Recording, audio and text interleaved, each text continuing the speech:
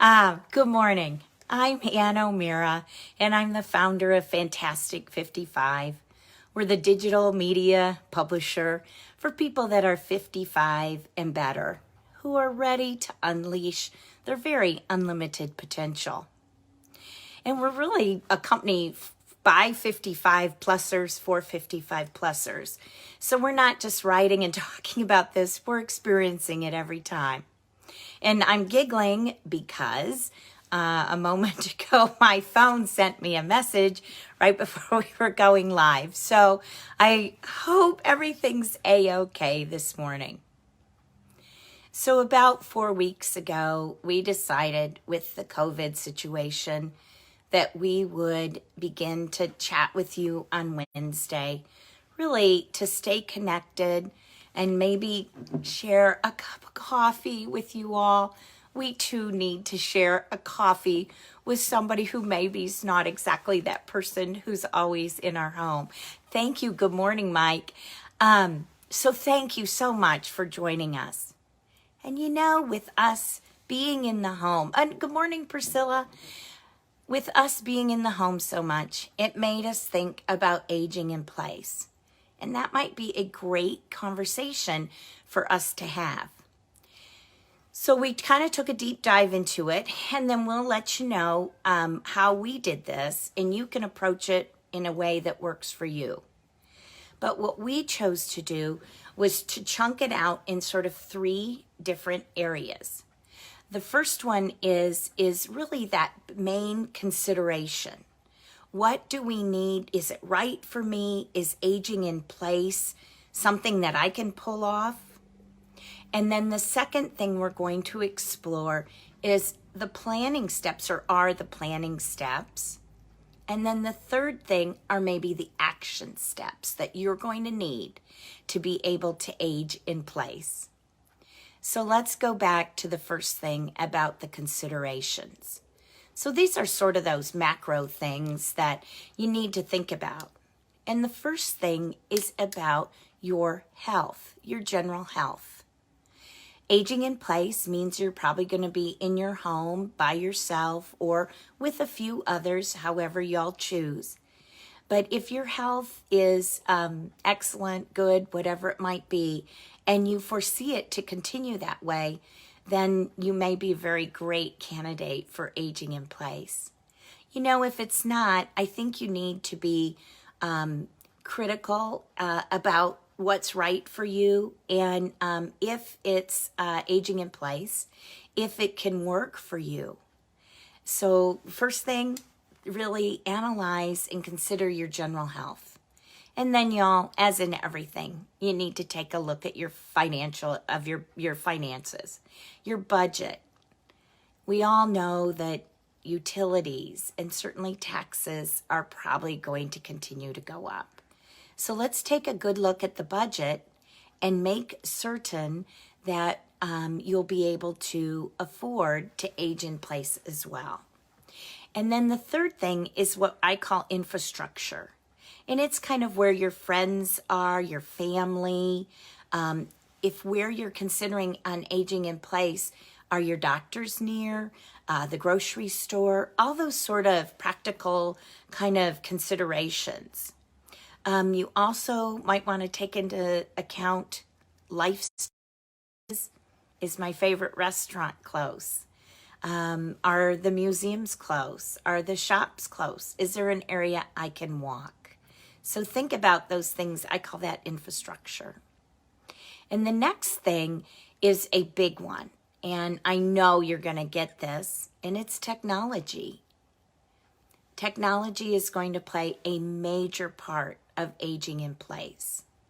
As a matter of fact, CNBC reported that telehealth appointments, talking to your doctor over the internet, are growing from an expected 20 million to 300 million appointments in the United States with the doctor of just over the internet. So y'all, I know it's not easy to stay up to date on technology, But if you're choosing to age in place, I think it's going to be something you're really going to want to do. And in addition to telehealth and medicine, you're also going to probably be wearing some sort of a wearable. And that type of a device may measure your heartbeat, your blood pressure, your sugar level, whatever it might be. But technology is going to play a huge part of aging in place. Additionally, we want you to really think about and consider, am I passionate about aging in place? Can I really do it? Because it will take some resolve and some strength. And you may want to consider, do I want to do it with just little old me? Do I want to get a roomie? Do I want to get a new husband or spouse or whatever it might be? Or do I maybe want to go Golden Girl style? So again, it's a consideration. So after you kind of take those things and you've evaluated those, maybe you say, I'm going to go ahead and do my best to age in place. So now let's take some planning steps. Number one, we really need to evaluate the dwelling. We want to make sure that all the experts say one floor living is important. Many people choose to live by their grandkids, and that works out great until mom or dad gets transferred with their job. But do know, if you want to live with the grandkids, you may have some fluidity there if mom or dad gets transferred. So again, evaluate your dwelling. And then we want you to research all the aspects of what your future life might be like, or what you want to do, or how you want that life to be led. One of my friends considered doing a indoor pool, in-ground pool out back, but then she continued to do research, and she found that for people that are ages 65 plus, outdoor in-ground pools are only used 5 days per year. So that was a consideration that made a difference in her decision tree on whether or not to go ahead and get a pool, an in-ground pool. The other thing is, as you choose to downsize, or as you choose to age in place, you may want to downsize your home or right size it, as they call it now. Or maybe you want to move to a community, or maybe you need to rework your home and totally retrofit it. So let's decide to go down that path. Let's talk about what the actions are to retrofit your home. So the good news is, because this is such a popular option, there are professionals that can help you make adjustments so that your home is more amenable to living in it as you age in place. And some of those professionals might include occupational therapists who have certifications in environmental modification, or something called CAPS certification, which are certified aging in place specialists. So there are people out there and resources that can help you do this. Part of being Fantastic 55 and being fantastic is to make some of these major decisions once, so that we don't make a lot of mistakes that are costly or stressful, that we just do it once and do it right. So we've decided we're going to adjust our home. Maybe we've gotten a professional to help us. The next thing to think about really is the timeline that there might be that you're going to work with. So you may end up having to do it all at once. And in that case, experts recommend 4 to 6 months that it's going to take you to prepare your home to age in place. Now, maybe you have decided that you want to age in place, and you know what? You have 10 or 15 years. Well, all the better, because you can go ahead and take baby steps. And as you update your home or change the decor, you can integrate some of the aging in place items that are going to help you as you continue.